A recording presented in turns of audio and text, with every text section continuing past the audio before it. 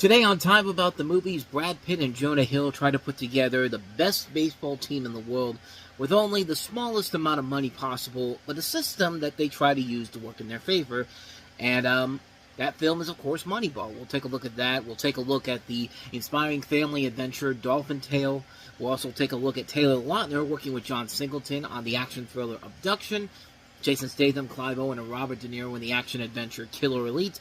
And Gerard Butler is the Machine Gun Preacher. September 23rd, 2011. That's coming your way next on Time About the Movies.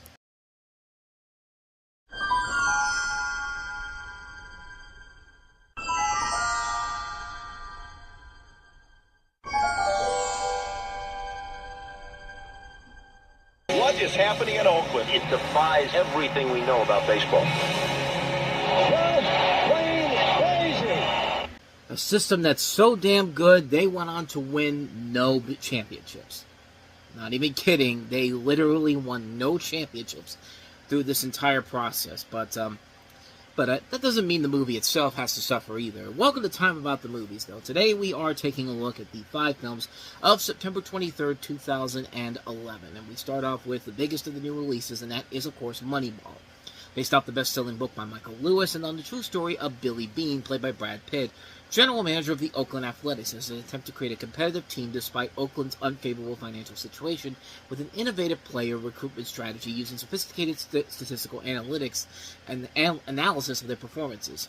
You have a cast that also includes the aforementioned Jonah Hill, Philip Seymour Hoffman, Robin Wright, Chris Pratt, written by Aaron Sorkin and Steve Zissou, directed by Bennett Miller. Just a really, really good assortment of talent here. And just all across the board, you have a lot of good people involved in here. And, not every movie with all-star talent on both acting and the creative sides has been good. We've talked about several of them on this show. One of the most notable examples of the past includes stuff like Scenes from a Mall with Bette Midler and Woody Allen, directed by Paul Mazursky. Valentine's Day. How many big celebrities were in that movie? So the big question is, how does Moneyball fare up? Really well. It really is up there with The Social Network as one of the best movies that I saw. Kind of like The Social Network, I should say, because Social Network came out the year before, but it really was one of the best movies I saw in 2011. I thought Brad Pitt was very good as Billy Beane. I kept seeing Pitt in the same way that I saw George Clooney in Up in the Air. Like, I saw Clooney playing George Clooney in that movie, and in Moneyball, it's basically Brad Pitt playing Brad Pitt. I mean, I like Pitt overall. I just don't think he really distanced himself enough to play somebody unique and different in this film. But I did think his performance overall was really good.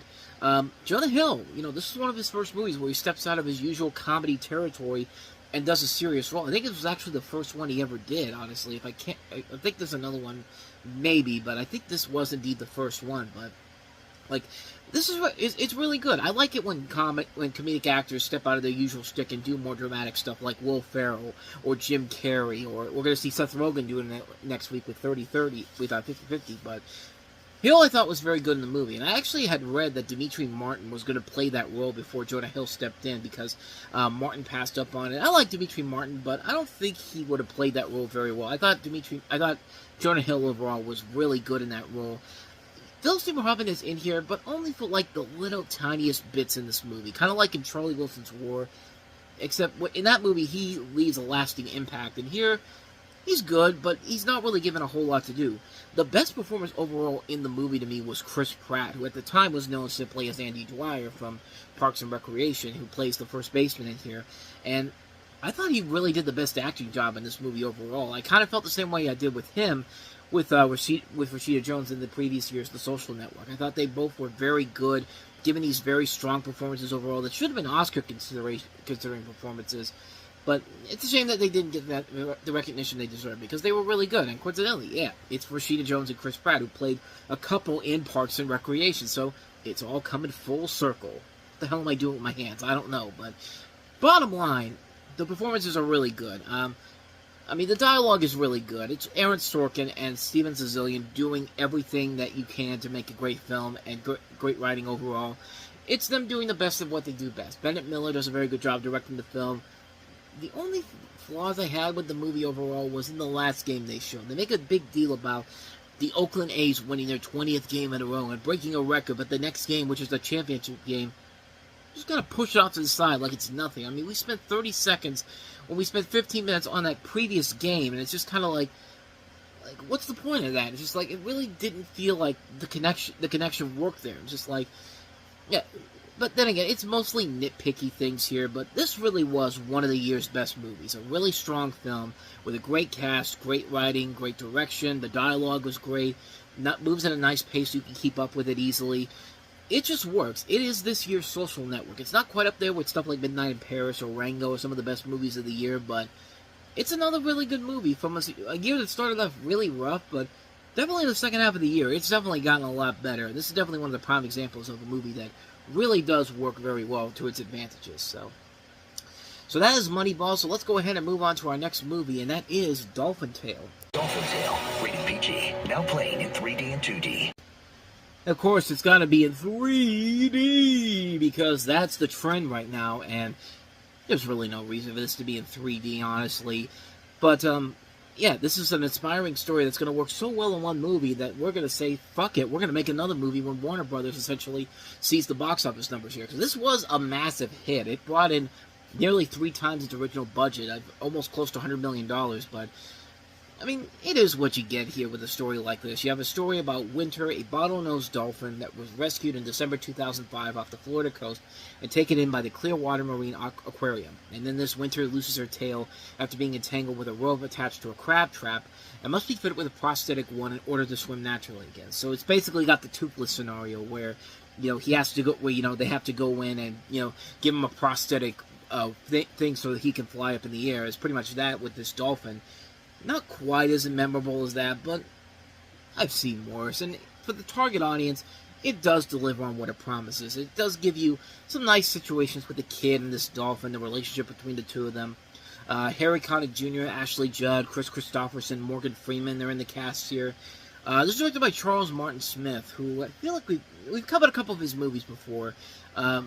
Actually, maybe only one, Air Bud, which I didn't really care for that all that much. I know it has a big fan base, but I was never a fan of that movie. I thought we covered some more of them, but no, I don't think we have. I mean, he has directed other movies, like Boris and Natasha the movie, and then he did the sequel, Dolphin Tale 2, and A Dog's Way Home, and A Gift from Bob, which is stuff we're going to get to later on down the road. But this might be the first time we actually have seen something from him since Air Bud that we've actually covered on the show, and for what it is, like I said, it's harmless. I mean, it's a movie that delivers on what it promises. And, yeah, it's trying to go on the fact that, from the studio and producer that brought you The Blind Side. It's just like, okay, so there's really not much of a difference between The Blind Side and this movie. But, I mean, honestly, I've seen much better versions of the story done in truncated times. Like, around this time, we had an episode of The Simpsons where Lisa had to save a whale that was parched onto the beach, and, she tries her best to save it, and there's even a moment where you think it's gonna be saved, and then, like, it doesn't have a happy ending for it because the whale does die, and, like, I mean, that in that half hour, they did much more in that than this movie does in general, and, I mean, that's my personal take on that, but as far as this film goes, like I said, it's a harmless movie. It delivers what it promises for the kids. It's fun. It's got a cute dolphin. What more can you ask for? So, with that said, let's go ahead and move on to our next movie. And, oh boy, this one is a laugher and a disappointment, too, specifically for the director of this movie. But we'll talk about that after I show you a little bit of the amazing acting job from action star Taylor Lautner in Abduction. Listen to me, Nathan.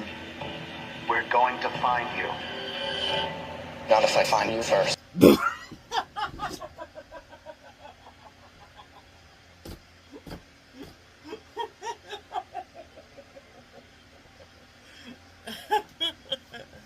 Okay, seriously, that was a good rehearsal take there, Taylor, but you want to try that again and actually emote?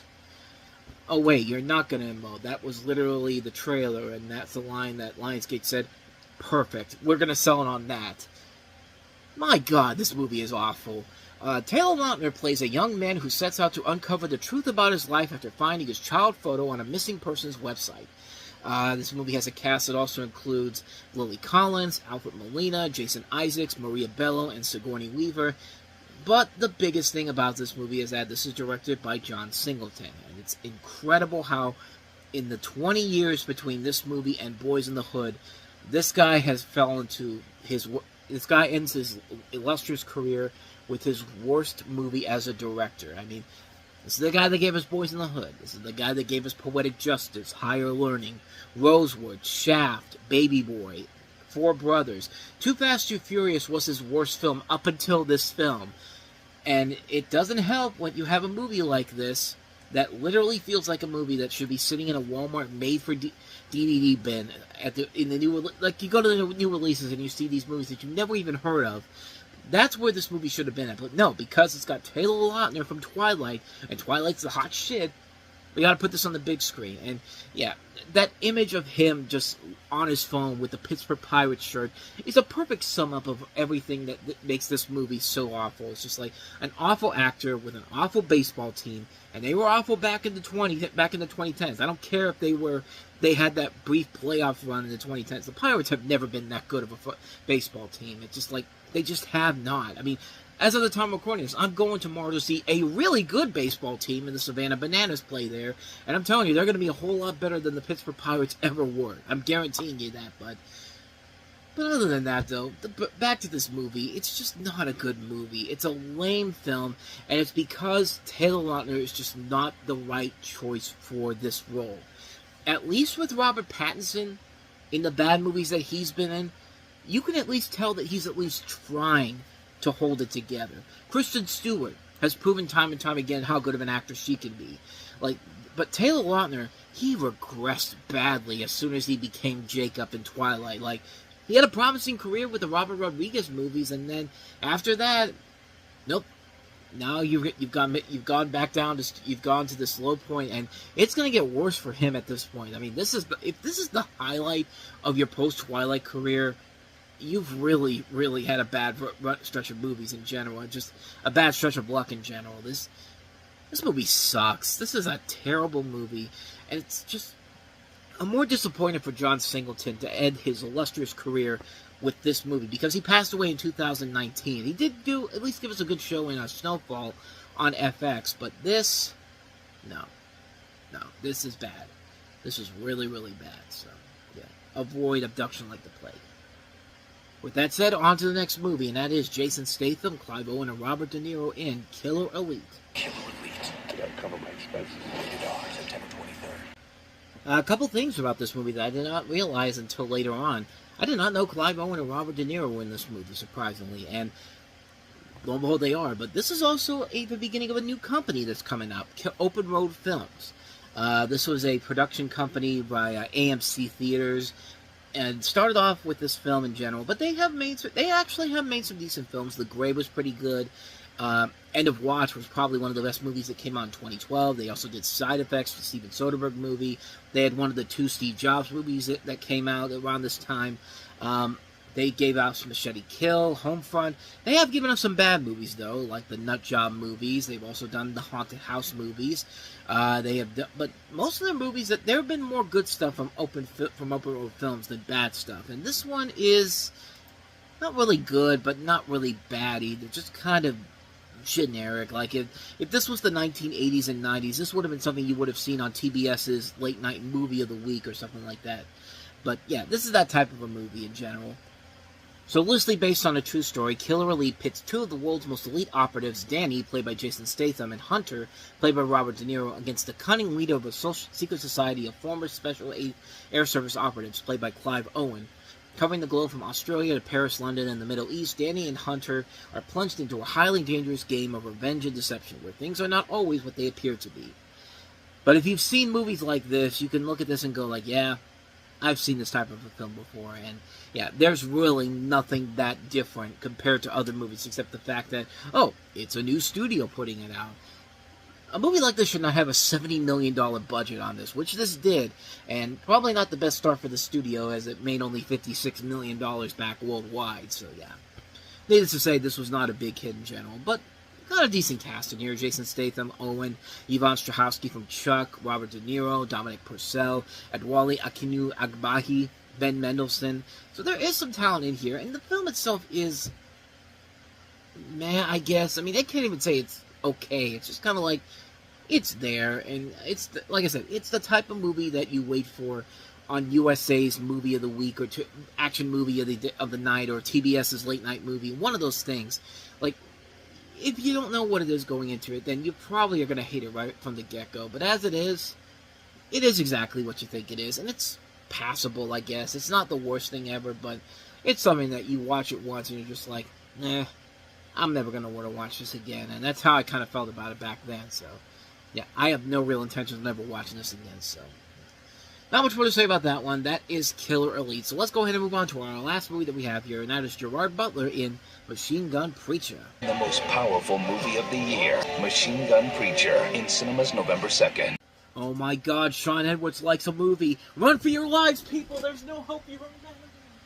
Yeah, sorry about that, but once you see Sean Edwards praising a movie, it basically is the equivalent of saying, abandon all hope, ye who enter here, because that guy does not know a good movie pretty much is a good movie from a bad one, because yeah, he puts his reviews on some of the worst movies ever. This is the guy that has been notoriously known that once you see his name on on one of those critical faces thing, unless you know what the movie, unless the movie actually looks pretty good, you know it's not going to be good at all.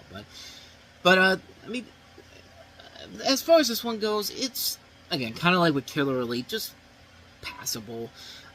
It tells the story of Sam Childers, played by Gerard Butler, former gang biker turned preacher, in his efforts to protect, in collaboration with the Sudan People's Liberation Army, the children of South Sudan from the atrocities of Joseph Kony's Lord Resistance Army. Yeah, so if you don't remember, around this time, Joseph Kony suddenly became a big thing that everybody was kind of getting into. So much so that the Nostalgia Critic made a funny video talking about how nobody really knew how to look at Joseph Kony as a whole. Watch Kony 2012. Alright.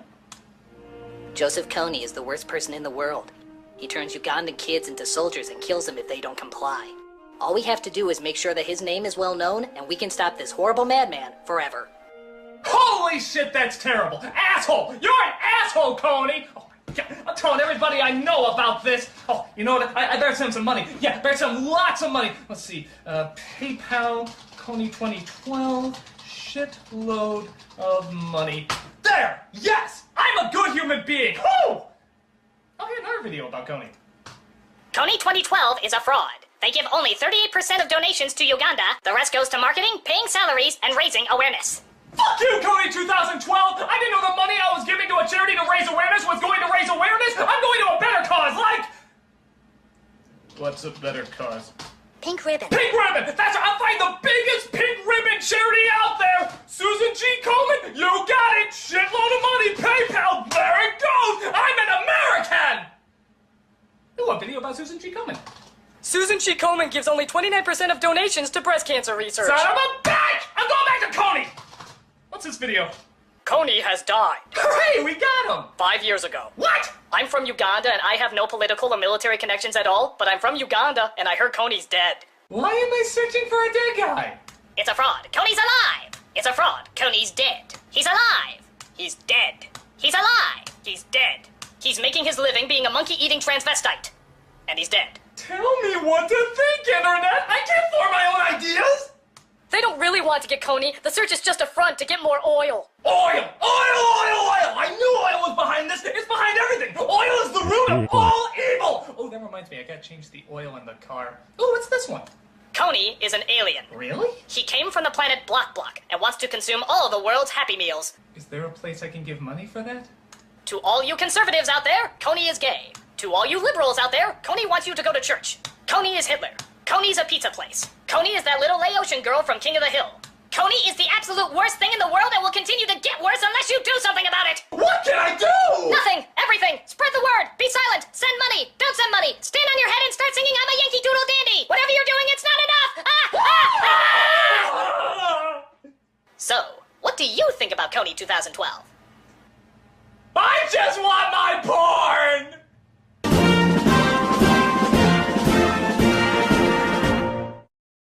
Yeah, so that was a thing back then that we were all looking at on the internet, but yeah, as far as this film goes, like I said, it's passable. The acting overall is okay. You got Gerard Butler doing a pretty decent job in here. Michelle Monaghan, Michael Shannon. This is written by directed by Mark Forster, who gave us Quantum of Solace, but he also did Stranger Than Fiction, which is easily his best overall film. And then you also have Jason Keller, who would later go on to write some interesting, good things. Escape Plan was a fun movie. Ford v Ferrari was great. But he also did Mirror Mirror, which, yeah, that movie's not that great. But this film, it's just kind of meh. I mean, like I said, it's nothing that amazing. It's a movie that wants to be so uplifting and so an Oscar contender overall. It's trying to be the Cry Freedom or the Catch a Fire of its day, and it's just not there with this movie. It's a movie that's trying, but not trying hard enough for me to say it's worth checking out. But no, I wouldn't say that. It's just a movie that's just kind of like, kind of like Killer Elite. Not good, not bad, just meh. And thus, with all that said, we wrap up another edition of Time About the Movies. And the next time we meet, we'll wrap September up with 6 movies to take a look at, including another weekend with an unexpected hit in Courageous from the same people that gave us the unexpected hit Fireproof. The aforementioned 50-50 with Joseph Gordon-Levitt and Seth Rogen among its cast. Seth Green, good lord. Daniel Craig, trying to follow up his success with the James Bond movies. Cowboys and Aliens wasn't the big hit, but he'll try again with Dreamhouse. Surely that won't be bad. Or maybe it will, but he's not the only one that's coming off of a blockbuster. Chris Evans, coming off of Captain America, starring with Anna Faris in the romantic comedy What's Your Number?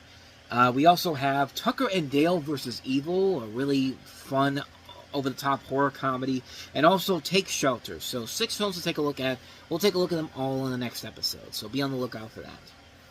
With all that said, though, thank you so much for watching this, and I hope you enjoyed this. If you did, please go ahead and hit that like button, hit that subscribe button, hit that notification button. Also, don't forget to check out our playlist, and also check out the last episode we did.